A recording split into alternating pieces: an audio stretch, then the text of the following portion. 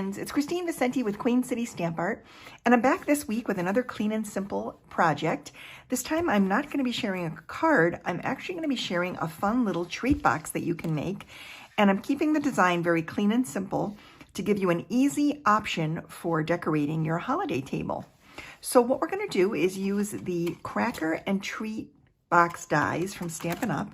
These can be found in the annual catalog on page 170. They're right here, and you can see a picture of all the little die shapes that are included with the little treat box base that you use to create your little box.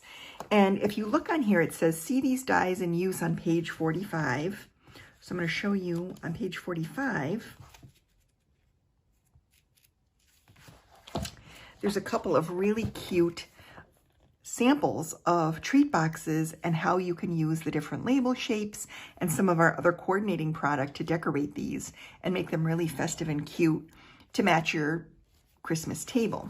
Now, I'm speaking of Christmas because it's right around the corner, and I wanted to give you guys a quick idea, something very clean and simple that you could use since you've probably already finished your card making and probably have a bunch of tags made. I thought this would be a fun project to share. So we're going to be using the die, the base die, and we're going to be using one of the little labels, probably this little one with the pennant flag ends. And then there's a little die here that cuts out 3 little stars. I must have left it on my die cutting machine, but it basically cuts out these little star shapes that are similar to the hearts, but it makes stars instead. So we're going to be also using those. If you want to craft along with me or after me, you're also going to need a piece of 6x6 Designer Series paper. Now you can get 4 treat boxes out of 1 sheet of Designer Series paper. So I'm using the, the Sweetest Christmas Designer Series paper from the holiday catalog to create the treat box for today. And then, let's see, you're also going to need some adhesive. So you're going to need some mini Stampin' Dimensionals if you have them. If not, you can always cut down your regular dimensionals to attach the little label.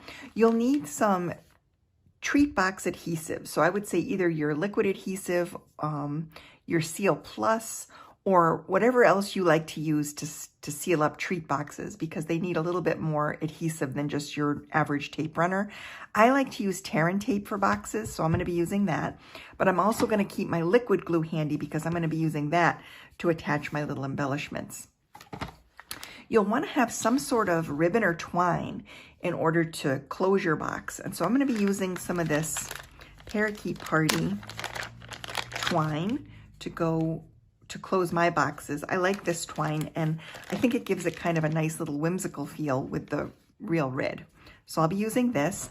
And then you may want a little pair of tweezers or something to grip the little star embellishments to glue them onto the banner piece once the box is finished. And I'll show you how I use those. So that's really it. There's not a lot. You may want to have a little bit of candy handy. These little treat boxes fit about 5 pieces of candy like you've seen here. Little Rolos and Hershey Kisses fit really nice in here. One thing that does not fit well in here are the miniature Reese's Peanut Butter Cups. I did buy those to see if they would fit, but they really don't fit. It's a little bit tight. You could probably fit 2 side by side in there, but it doesn't allow for much candy, and I wanted these to be kind of full. So I'm going to use Hershey Kisses and Rolos for mine. So let's get into how you make this cute little box. So when you die cut, when you lay your die, I should say, on top of your Designer Series paper and run it through your die cutting machine, you get this little piece as your finished piece. And you could probably cut 2 at once if you're using Designer Series paper. I just cut 1. And then you're just going to fold on the score lines. So the die actually has little score lines that you can see where all the little score lines are. It actually show up, and then they're pretty visible when you go ahead and die cut the piece and start folding. So you're just going to want to fold on the long lines. Don't worry so much about folding on all the other lines. It eventually comes together. You don't need to waste your time doing that. Now, when you put your box together, you can do it 2 different ways. You could do it so that your box comes together as a little square, and this would fit the little Rolos pretty nicely. They would fit in there. You could also fit a chapstick really well in a square box. What I'm gonna do, in order to get the square box though, you're gonna have to put your adhesive here and attach it to the second section of the box instead of the first. If you attach your first panel, the adhesive to your first panel, you get a pentagram shaped box, which is a lot better for stuffing with candy. It just fits a lot better. It's a little bit chubbier and it looks really cute. I like it, so I'm gonna do it that way. So all you're gonna do is you're gonna fold your box up on the score lines, and you can certainly use a bone folder to get a nice crisp fold. Then you're gonna take your strong adhesive, so your Seal Plus or your tear and tape, and you're gonna put some adhesive on the section that you want the opposite panel to attach to close your box. So we're just gonna I'm gonna put 2 strips here of the tear and tape. And then what I like to do is I burnish it with my bone folder. And then I use the little pick on my Take Your Pick tool to lift up the release paper. And it comes right off, which is so nice. Just makes it so much easier than trying to play with it and grab it. So now this is really sticky. And so now I'm just gonna take this panel and I'm gonna line it up and just press it down. And that gives me the box, the beginning of the box shape for stuffing. Then what I'm gonna do is I'm going to take a little bit of this twine and I'm just going to wrap it around one end. Oh, another thing too is this little flap opens up. So what I do on the ends is add just a little bit of wet adhesive right here in the corner. Just literally a little dot of it. So then you just close it. You put that, you close that little panel like this and it closes very nicely. Same thing here. I'm just gonna try and do this again. You just put a little dot of glue there. You really don't need much at all, just something to secure that little flap like that so it lines up, just like that. Then what you're gonna do is take your little twine or your ribbon and you're going to wrap it around the end here and tie a bow or a knot, just like that. And then I'm gonna make a bow with little loops, just like this. And then I'll use my scissors to trim off the ends.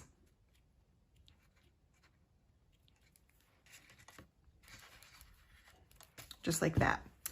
And then this end is what you stuff with candy. So now I'm gonna just put the little candies in here. And I just have a couple different kinds, like I said, of Hershey Kisses and a Rolo or 2. And about 5 pieces fit perfectly. And then now you can seal up the box. So now I'm gonna take the twine again and wrap it around the center where it indents there.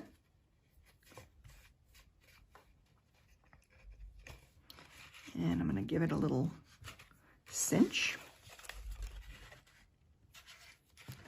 and tie a bow. And I'm gonna try for the bow to line up in the same spot as the other one.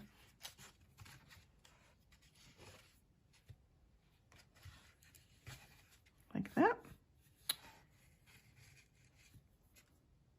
And I'm gonna get my child-proof scissors because they're a little bit better for cutting my threads. They just look a little bit nicer. And I'll even that up. And now I have this cute little treat box all made. Now to decorate these, you can decorate them a number of ways. So the die set comes with these little panels that you could die cut and stamp a little sentiment on there or a word, or you could use them as like a little platform and then maybe die cut a circle and put like a snowflake on there, or you know, you could decorate them with paper pine sprigs and all kinds of things. What I thought would be fun, I went online, I went to Google Docs, which is a little free word processing software that you can get online. So I just went to Google Docs. I went to Google and then typed in Google Docs and that's DOCS. And then I opened up a new document and I typed Merry Christmas and I copied it all the way down. And then I changed the font to be the AMATIC font. AMATIC is the name of the font. And I set it to 19 points. And that fits perfectly on the little label flag shape. So the one with the little banner ends, it fits perfectly on there, as you can see from my little sample. And so then I laid that little shape over the top of the, I cut a little strip of these, and I laid this on top and ran it through my die cutting machine, and I ended up with these cute little flags that say Merry Christmas. Now, you could also create them so that each person's name shows up on one of the pieces. So this time, for this example, I made these using this little shape, and I put my family's names down the list, and I die cut them out, and then I decorated the box with some white twine and some silver stars to create little name place, like a little place card for each place at the Christmas dinner table. And so I've made a bunch of these. I'm going to surprise my mom with these. She's going to love that, to see these on the table with her little decor. It's going to be really cute and very whimsical. So to attach these, now this one just says Merry Christmas. These are still really cute on the Christmas dinner table. They would also be great in a basket, like next to the front door, in case somebody stops by, or you want to give them to like a delivery person or a friend who stops by for some Christmas calling. There's lots of ways you could give these, or reasons to give them. I'm going to put a little bit of dimensional adhesive on the back here. So I have these mini dimensionals, and I'm just going to add 3 of them to the back. And then I'm going to center this on one of the panels here. So I'm laying it down, and I'm just going to center it right here, side to side and top to bottom. And then to finish embellishing and keeping it really simple, like I said, you can go crazy and decorate it however you want. They can be gorgeous depending on how you do decorate them. But I think these are so cute, even just keeping them really sweet and simple. So I put a little dot of glue on there, and I'm just going to add a couple of stars to the sentiment panel, and having a pair of tweezers comes in really handy to do this because it's a little bit small. There we go. And that's it. How cute that is, right? Cute and festive for Christmas. Just a great, great little holiday idea. So I just wanted to wish you all a very Merry Christmas and a Happy New Year.